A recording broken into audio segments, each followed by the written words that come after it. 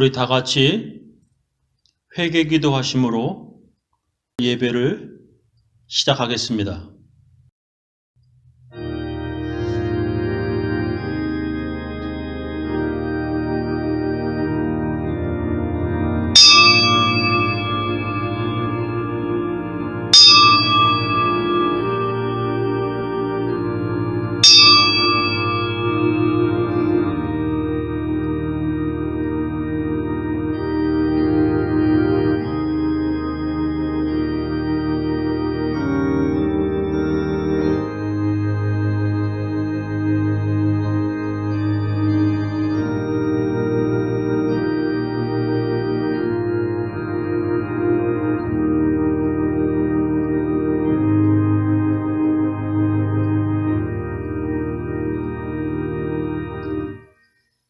하나님 아버지, 저희들을 코로나 바이러스로부터 지켜주심을 감사합니다. 주님 전에 나와 예배드리지 못하고 각 처소에서 예배드리는 저희들을 불쌍히 여겨 주옵소서. 주여, 주님께서 저희들에게 오늘도 말씀을 주실 터이온데 그 말씀으로 살게 하여 주옵시며 그 말씀으로 저희들의 삶이 조정되고 또 바른 길로 갈 수 있도록 하나님 인도하여 주시옵소서. 예수님 이름으로 기도하옵나이다. 아멘. 구름같이 허다한 예수의 증인들 있으니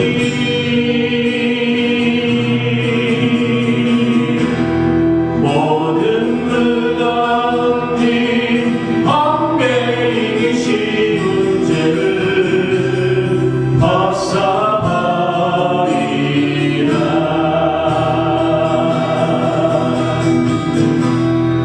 우리 앞에 펼쳐진 산들은 믿음의 경주니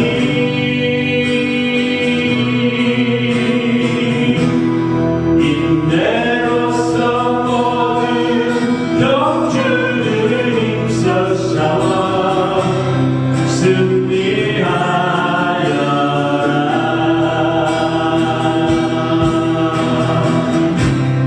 믿음의 봄 대신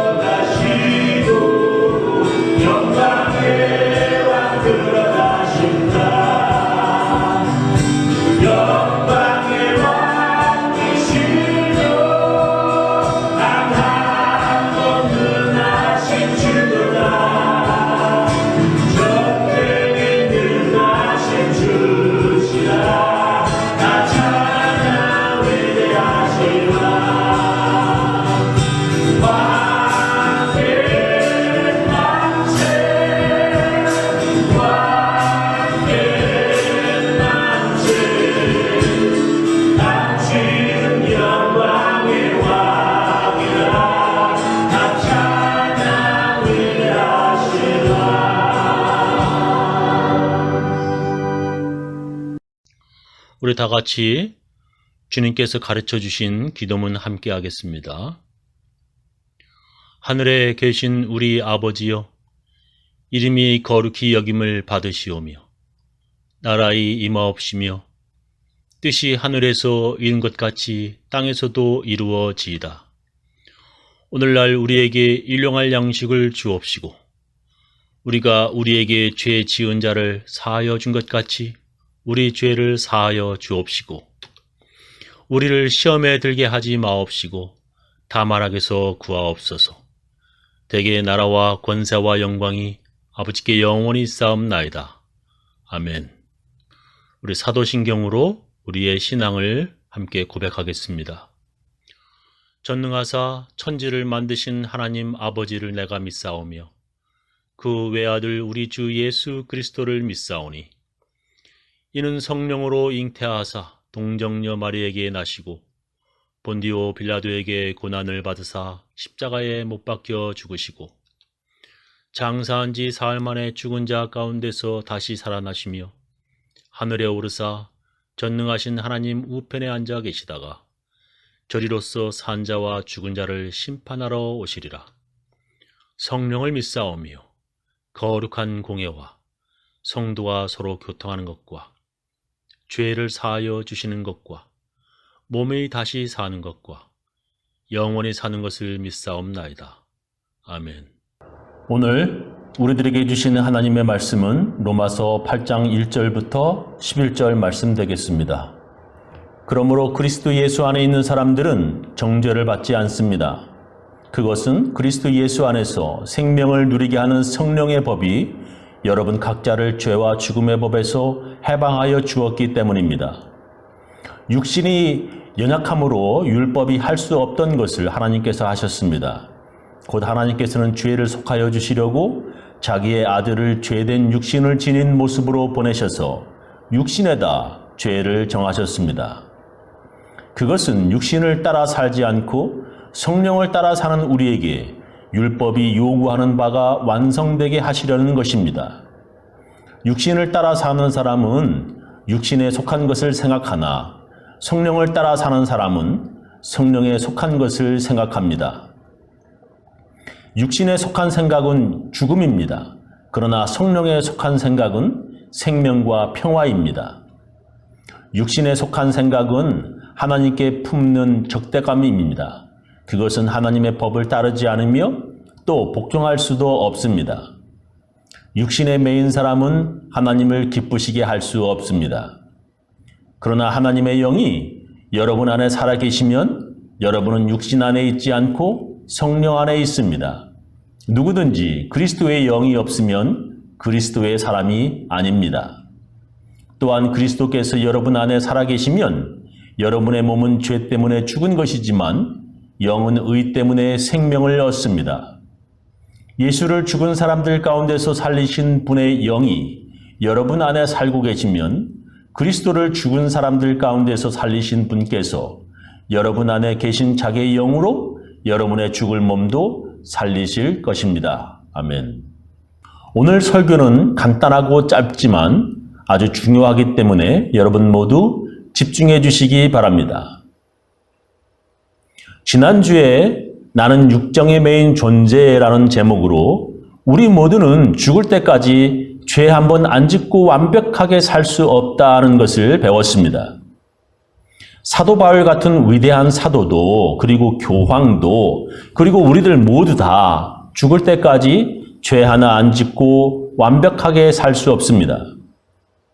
그래서 사도 바울조차 자기가 원하는 선한 일은 하지 않고 도리어 자기가 미워하는 짓을 하는 자기 자신 때문에 아주 심각하게 고민하였습니다.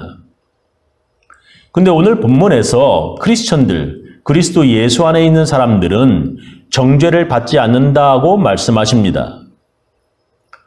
오늘 읽은 말씀입니다. 그러므로 그리스도 예수 안에 있는 사람들은 정죄를 받지 않습니다. 라고 기록하고 있습니다. 왜 크리스천들, 그리스도 예수 안에 있는 사람들은 정죄를 받지 않는다고 성경은 말씀합니까? 그것은 그리스도 예수 안에서 생명을 누리게 하는 성령의 법이 여러분 각자를 죄와 죽음의 법에서 해방하여 주었기 때문입니다. 라고 로마서 8장 2절에 말씀하시고 있습니다.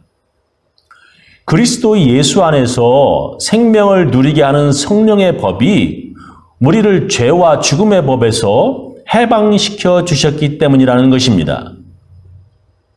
간단히 말하면 성령의 법이 모든 크리스천들을 율법에서 해방시켰기 때문이라는 것입니다. 그렇다면 성령의 법이란 무엇입니까? 성령의 법이 어떤 법이기에 우리가 모든 율법에서 해방되었다는 것입니까? 그것은 하나님께서 그분의 외아들 예수를 이 땅에 보내시어 모든 죄인들의 죄값을 대신 치르신 법입니다. 오늘 읽은 말씀 3절입니다. 육신이 연약함으로 율법이 할 수 없던 것을 하나님께서 하셨습니다. 곧 하나님께서는 죄를 속하여 주시려고 자기의 아들을 죄된 육신을 지닌 모습으로 보내셔서 육신에다 죄를 정하셨습니다. 라고 하셨습니다. 3절, 오늘 지금 조금 전에 읽은 3절 말씀을 자세히 해석하겠습니다.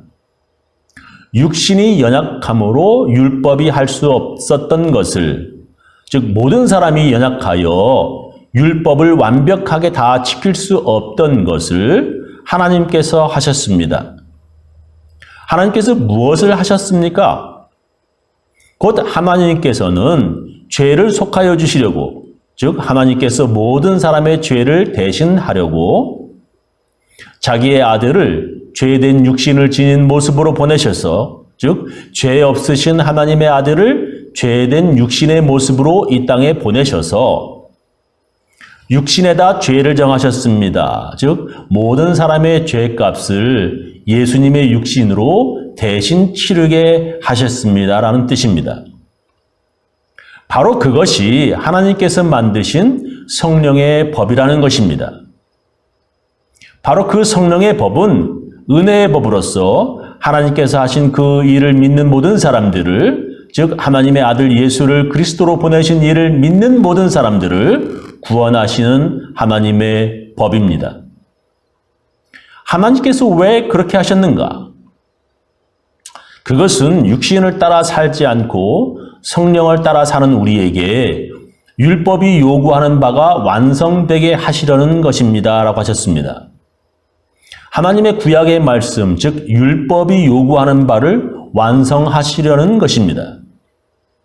그래서 그 누구라도 하나님께서 그 아들 예수로 하여금 모든 사람의 죄값을 대신 치르게 하셨다는 것을 믿는 사람들마다 율법이 요구하는 것을 완성, 즉 구원받게 하셨습니다.